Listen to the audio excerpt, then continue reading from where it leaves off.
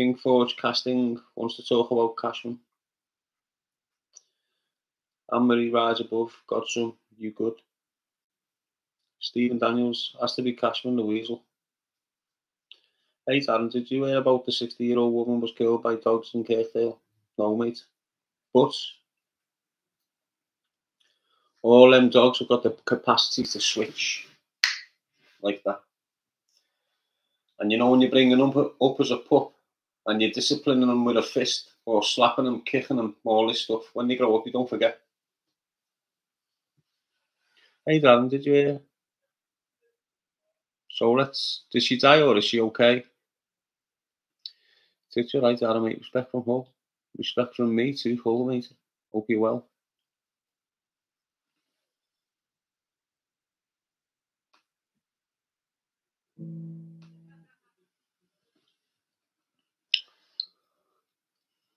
What a shame, that. You've heard loads of things going on with dogs, haven't you, over the last like decades? You've heard young girls getting mauled to death. Yeah, the other dogs getting mauled to death in the parks. I told you, majority of the individuals out there have them dogs as a status, like a weapon. He won't be Cashman now. He will have nothing. Scottish lass says Michael Ball, yeah, made it happen on Vauxhall Road. And she's dead, God rest her soul. Bloody hell. Foxy as well. Someone's nana. It'll be one of the Scotty Roaders' nana or auntie or something like that, because it's a tight-knit community, Scotty Road and Vauxhall Road, isn't it? What a shame, that. It's the opportunity to say to you all, innit? Be careful what you're loving, what you're letting into your home. It's even worse if she was just on her own little walk and these dogs have come from nowhere.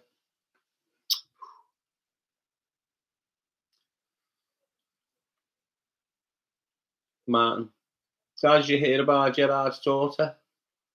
Heard a few weeks ago, mate. Well, a week ago. Got a video. But you know what? When you look at Steven Gerrard, and this isn't me hating on him, this isn't me like, you know, you've got to understand his background, you've got to understand where he comes from, you've got to understand what some of his family have got up to in the decades when we were children, when he was a kid. He's always been surrounded by criminality, Steven Gerrard, whether Liverpool supporters like it or not. He's always had a element of criminality involved in his personal life and his social life. You know, I forget what his uncle's name is, but his uncle went to prison years ago for a large consignment of importation drugs or something like that. And he's from Iton. He's from that area where there's a lot of shit going on right now. And this isn't nonsense. I've had a few run-ins with one. If you remember, we've seen him by Kirkdale train station, all pissed, watch on glow. Just took him to safety. But later on in my life, I was mixing with this family called the Richardsons. And Tony Richardson used to be with this girl called Alex. I forgot her name before, she was called Gerrard. And Steven Gerrard used to be with this girl called Alex Curran. Steven Gerrard used to be with this girl called Jennifer Ellison. Whatever happened. Tony's got with Jenny, Steven's got with Alex. So Tony Richardson ended up with Steven Gerrard's bird.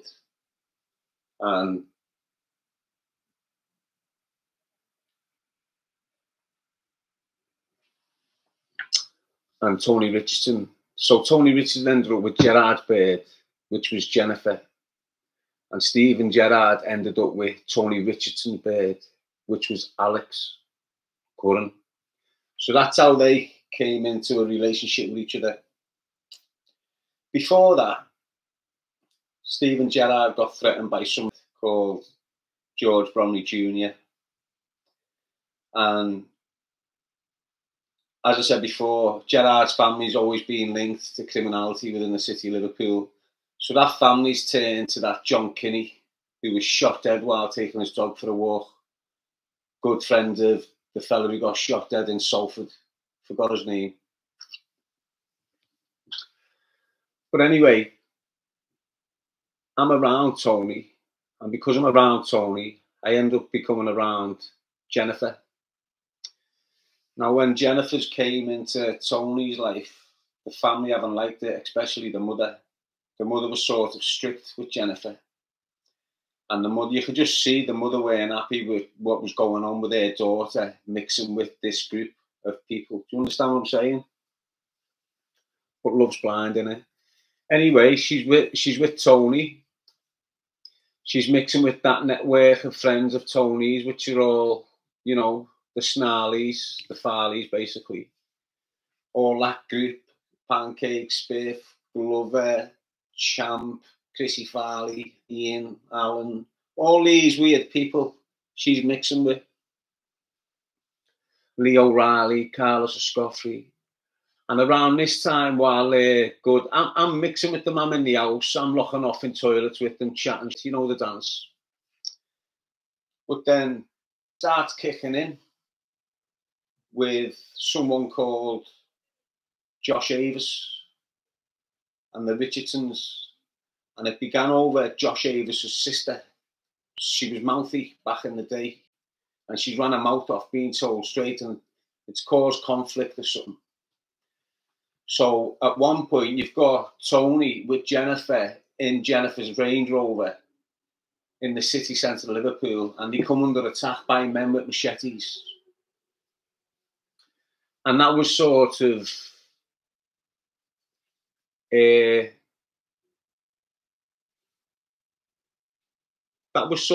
way into the madness that she shouldn't have been in. Do you understand? It derailed her career. Every so often you'd see her with a black eye. Every so often you just see them arguing. It was all madness for her. It got to the point where Lee O'Reilly and Carlos Escoffrey started getting into trouble with the Lynch family. The Lynch family owned the first gay bar in Liverpool, which was called Garland's, and the 051 nightclub. One night, Lee O'Reilly's gone to the club. They've refused them entry. It's gone off on the step, and from there, a little war proceeded. And in the process, you had Jenny Ellison getting IEDs placed under the bonnet of a car, under the wheel arches of a car by the Lynches or the Lynches associates. She had her house shot up. They were just targeting her because she had this sort of celebrity status. So they started targeting her, and it was damaging her in her career. But because love's blind, she just stayed with him for years and years until eventually whatever happened to her. But me being around them, not tight, not on them up there, but being around them all the time, you could see it was messy. She was getting treated like, you know, I think she even employed him and was giving him so much money. And then the reason why they broke up is because Tony Richardson then went and banged, I think it was John Terry's mother. I'm sure it was John Terry's mother behind her back, and it just broke down after that. I'm convinced. But anyway, that's a little story. That's true. To my knowledge, to my information, to my experience.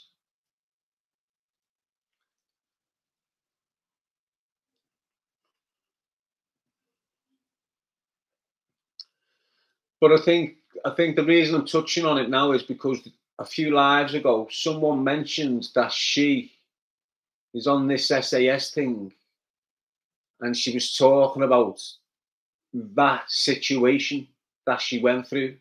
I was witness to some of it here on it. So she's not chatting. everything that's coming out of her mouth is true. And I believe that period of her life with Tony just unfocused her, diverted her from her family. Just, oh, it is what it is. Northern Scum saying young Peter Lynch has just been given 8.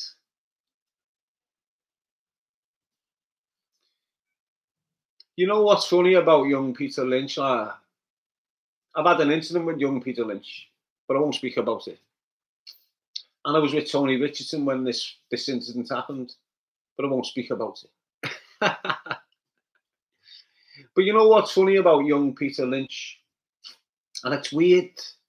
And you get loads of kids in Liverpool whose dads are like gangsters, old doormen, had the doors boxed, they've made loads of money, they've got nice houses, they've got businesses, everything's sweet. The kids don't really want for nothing. They start running around thinking of dealers and that when they don't have to. And he's sort of like a prime example of that. His family, although they were rich from security on the doors in the city, Big John Lynch, Joe Lynch, I don't really know them, to be honest.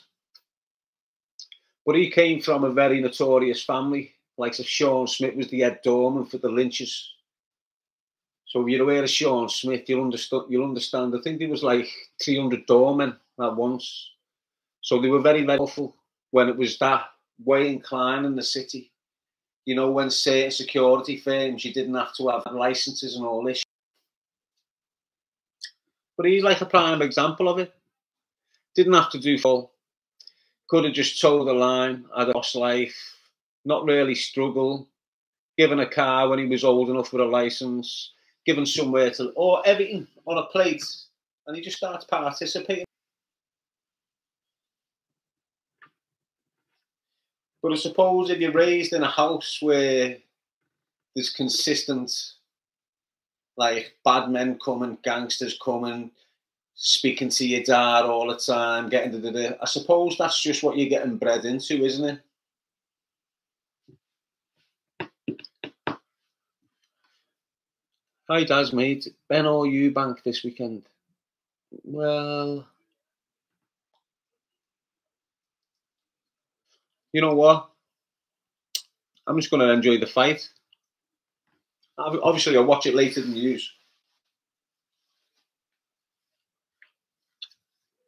Nemesis, they own Dickie Lewis's as well, Darren. They owned all sorts. They still do.